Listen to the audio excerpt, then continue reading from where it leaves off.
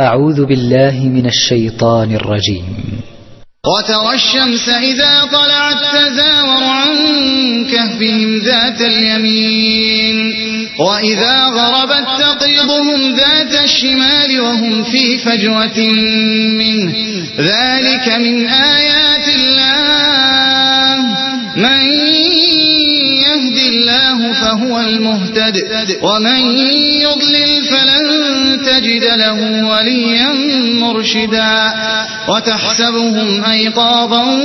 وهم رقود ونقلبهم ذات اليمين وذات الشمال وكلبهم باسط ذراعيه بالوصيد لو اطلعت عليهم لوليت منهم فرارا ولملئت منهم رعبا وكذلك بعثناهم ليتساءلوا بينهم قال قائل منهم كم لبثتم قالوا لبثنا يوما أو بعض يوم قالوا ربكم أعلم بما لبثتم فابعثوا أحدكم بورقكم هذه إلى المدينة فلينظر أيها أزكى طعاما فليأتكم برزق منه وليتلطف ولا يشعرن بكم أحدا إنهم إن يظهروا عليكم يرجموكم أو يعيدوكم في ملتهم ولن تفلحوا إذا أبدا وكذلك أعثرنا عليهم ليعلموا أن وعد الله حق وأن الساعة لا ريب فيها إذ يتنازعون بينهم أمرهم فقالوا ابنوا عليهم بنيانا ربهم أعلم بهم قال الذين غلبوا على أمرهم لنتخذن عليهم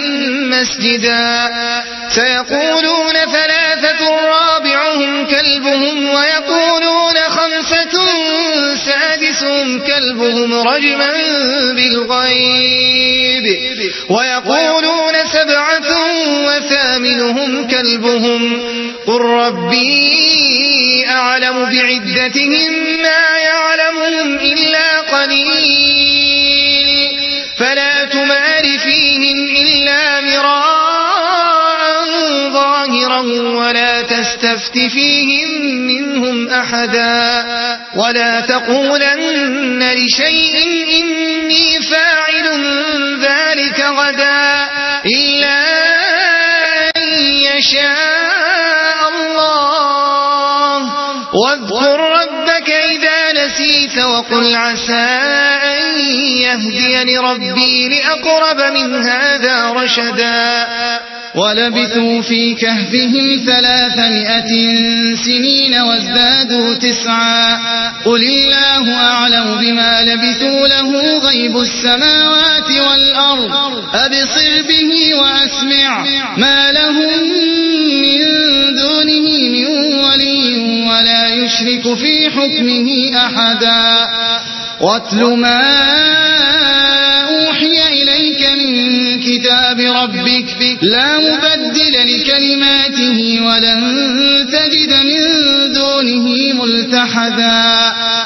واصبر نفسك مع الذين يدعون ربهم بالغداة والعشي يريدون وجهه ولا تعد عيناك عنهم تريد زينة الحياة الدنيا ولا تطع من أغفلنا قلبه عن ذكرنا واتبع هواه وكان أمره فرطا وقل الحق من ربكم فمن شاء فليؤمن ومن شاء فليكفر إنا أعتدنا للظالمين نارا أحاط بهم سرادقها وإن يستغيثوا يغاثوا بماء كالمهل يشوي الوجوه بئس الشراب وساءت مرتفقا إن الذين آمنوا وعملوا الصالحات إنا لا نضيع أجر من أحسن عملا أولئك لهم جنات عدن تجري من تحتهم الأنهار يحلون فيها من أساور من ذهب ويلبسون ثيابا خضرا من سندس واستبرق متكئين فيها على الأرائك نعم الثواب وحسنت مرتفقا.